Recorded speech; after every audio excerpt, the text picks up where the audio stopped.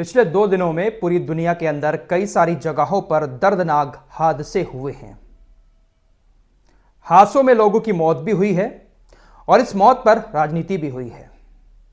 तो सबसे पहले बात मैं इन हादसों की कर लेता हूं, उसके बाद गाजा की तरफ भी आपको लिए चलूंगा। सीजफायर की डील के मुताबिक आज भी कुछ बंधकों की रिहाई है, लेकिन उससे पहले क्या कुछ हुआ है, सारी चीजें सिलसिलेवार तरीके से आपको बताने की कोशिश करूंगा। सीरिया की भी बात करूंगा, अमेरिका की भी बात करूंगा। चैनल पर पहली बार आकर हमारी वीडियो देख रहे हैं, चैनल को सब्सक्राइब नहीं किया है, सब्सक्राइब करके हमारे साथ जुड़ सकते हैं, क्योंकि यहां पर बहुत कम समय में बहुत सारी खबरें आसान भाषा में बता दी जाती हैं। शुरुआत करते हैं कुंभ से। महाकुंभ इसको कहा जा रहा है कि बहुत सालों के बाद ये महाकुंभ आया है और इसमें रोजाना करोड़ों की तादाद में लोग पहुंच रहे हैं। जब करोड़ों की गैदरिंग होती है तो वहां पर थोड़ा सा माहौल भी कैसा हो जाता है आप लोग अच्छे से जानते होंगे। कल अचानक से महाकुंभ में भगदड़ हुई और उस भगदड़ में 30 लोगों की जान चली गई। बहुत सारे लोग गंभीर रूप से घायल हो गए। यह भगदड़ कैसे हुई, कैसे इसकी शुरुआत हुई, यह जांच का विषय है। उत्तर प्रदेश के मुख्यमंत्री योगी आदित्यनाथ ने कहा है कि वो बाकायदा इसकी जांच भी कराएंगे और उनको काफी दुख हुआ है। आंसू झलकाते हुए योगी आदित्यनाथ ने 25-25 लाख रुपए मुआवजा देने का भी ऐलान कर दिया। महाकुंभ में इससे पहले भी आग लगी थी जब सिलेंडर ब्लास्ट हुए थे, और जो विपक्षी पार्टियां हैं वो आए दिन बीजेपी सरकार के ऊपर सवाल उठा रही हैं, कटघरे में खड़ा कर रही हैं कि बीजेपी हर एक धार्मिक चीज को एक इवेंट बना देती है और ऐसा दिखाती है कि जैसे इस इवेंट के पीछे बीजेपी का हाथ है। विपक्षी पार्टियां भी इस हादसे पर राजनीति करते हुए निशाना साध रही हैं कि योगी आदित्यनाथ यहां पर वीआईपी कल्चर को बढ़ावा दे रहे हैं। जो वीवीआईपी आता है उसको तो बाकायदा पूरा रास्ता दे दिया जाता है और वो आकर डुबकी लगाकर स्नान करके चला जाता है आराम से, लेकिन जो भीड़ है वो 8-8 किलोमीटर 10-10 किलोमीटर दूर पैदल स्नान करने पहुंच रही है और बहुत ज्यादा भीड़ भाड़ भी है और किसी तरह की कोई अच्छी सुविधाएं भी नहीं है। विपक्ष इस तरीके के आरोप लगातार लगा रहा है और ये जो भगदड़ हुई है इसमें जिन लोगों की मौत हुई है उसका जिम्मेदार भी विपक्ष योगी सरकार को ही मान रहा है। फिलहाल योगी आदित्यनाथ ने कहा है कि वो इसकी जांच कराएंगे और उसके बाद 25 लाख रुपए का मुआवजा भी देंगे। दूसरा हादसा जो है वो सऊदी अरब के अंदर हुआ है। अब देखिए, हमारे देश की जो मीडिया है वो कुछ कहीं पर भी होता है तो उसको हिंदू मुस्लिम का एंगल जरूर देती है। अब सोशल मीडिया पर भाई तरह तरह के लोग हैं, न जाने कौन है, क्या इनकी असलियत है। किसी भी धर्म के साथ कोई हादसा होता है तो दूसरी साइड के लोग उसका थोड़ा बहुत सोशल मीडिया पर किसी न किसी अंदाज में पोक करते हैं या कोई इमोजी सेंड करते हैं। सोशल मीडिया पर ऐसा चलता रहता है, लोग एक दूसरे को कुछ ना कुछ नीचा दिखाने की कोशिश करते हैं और उसी का फायदा हमारा गोदी मीडिया उठाता है। मीडिया हेडलाइन चलाता है कि देखिए किस तरीके से कुंभ में हुई इस दर्दनाक घटना का सोशल मीडिया पर कुछ लोग मजाक उड़ा रहे हैं, ये कर रहे हैं, वो कर रहे हैं। फिलहाल ऐसा एंगल दिया पहले मीडिया ने, उसके बाद एक खबर आ गई सऊदी अरब से, जहां पर एक सड़क दुर्घटना हुई दर्दनाक। उसमें 15 लोगों की मौत हो गई और जिन 15 लोगों की मौत हुई है उसमें से 9 भारतीय हैं जो वहां पर काम करते थे। हमारे जो विदेश मंत्री हैं एस जयशंकर, उन्होंने दुख जताते हुए कहा है कि हम सभी की मदद के लिए तैयार हैं। वाणिज्य दूतावास जो है सऊदी अरब के अंदर, उसकी तरफ से भी मदद का ऐलान कर दिया गया है और दुख जताया है इस सड़क हादसे पर। अब देखिए हमारा गोदी मीडिया किस तरीके से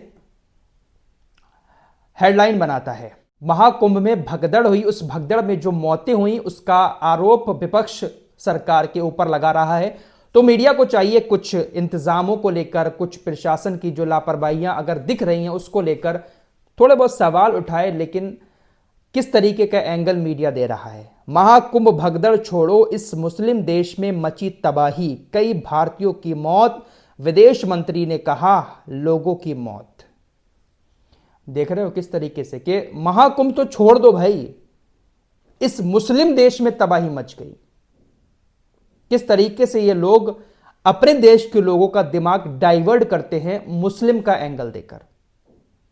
लोगों को लगने लगेगा अरे महाकुंभ में तो कुछ नहीं हुआ, देखिए जो तबाही वहां पर मची है। तबाही क्या, वहां एक सड़क हादसा हुआ, यहां पर भी एक हादसा हुआ, दोनों को हम कंपेयर कर ही नहीं सकते। दोनों दर्दनाक हादसे हैं, लेकिन मीडिया ऐसा एंगल देता है, पूरी तरीके से दिमाग को पलट कर रख देता है।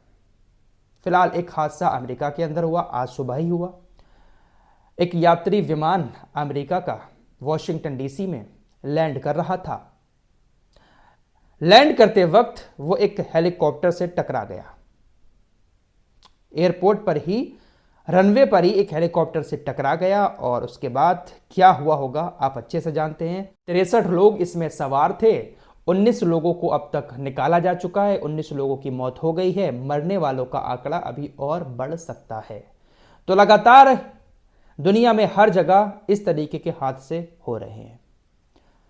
गाजा की तरफ चलते हैं। गाजा में आज हमास 5 बंधकों को छोड़ने वाला है। 3 इजरायली बंधक हैं और 5 थाईलैंड के रहने वाले हैं, जो उस वक्त इजराइल के अंदर थे जब हमास ने इन बंधकों को उठाया था। तो डील के मुताबिक आज 8 बंधक छोड़ेगा हमास और उधर से तकरीबन 200 लोगों को इजराइल रिहा करेगा। इस लड़की को लेकर ही सारा तामझाम नेतन्याहू कर रहा था, इसको भी आज रिहा करने वाला है। वैसे ऐसे आरोप भी लगे इजराइल के ऊपर कि इजराइल गाजा में सहायता अभी भी नहीं पहुंचने दे रहा है पूरी तरीके से, इसलिए इन बंधकों को छोड़ने में थोड़ी सी देरी हो सकती है। लेकिन अभी तक ऐसी कोई खबर नहीं आई है कि बंधकों को नहीं छोड़ा जाएगा। हमास छोड़ेगा, लेकिन थोड़ी देरी हो सकती है। फिलहाल सीरिया की तरफ चलते हैं। सीरिया के ये जो नेता हैं, इन्होंने चुनाव को ख़त्म कर दिया है। इन्होंने अपने आप को देश का राष्ट्रपति घोषित कर दिया है और ये ही आखिरी नेता हैं। इन्होंने कह दिया कि चुनाव नहीं होगा राष्ट्रपति का, मैं अपने आप को राष्ट्रपति घोषित करता हूं। तो अब ऑफिशियली ये जो हैं ये अब सीरिया के राष्ट्रपति बन चुके हैं। गाजा में इधर सीजफायर तो चल रहा है, लेकिन इसी बीच वेस्ट बैंक में इसराइल के हमले अभी भी जारी हैं। इसराइल ने रात भी हमला किया जिसमें 10 लोगों की मौत हुई। वेस्ट बैंक में ये हमला किया था। तो गाजा में सीज फायर है और वेस्ट बैंक को इसराइल हमला करके लोगों को मार रहा है। दोस्तों, इस वीडियो में एक खबर मैं आपको अपने देश की भी बता देता हूं, शायद आप लोग इस खबर को अब तक भूल चुके हों।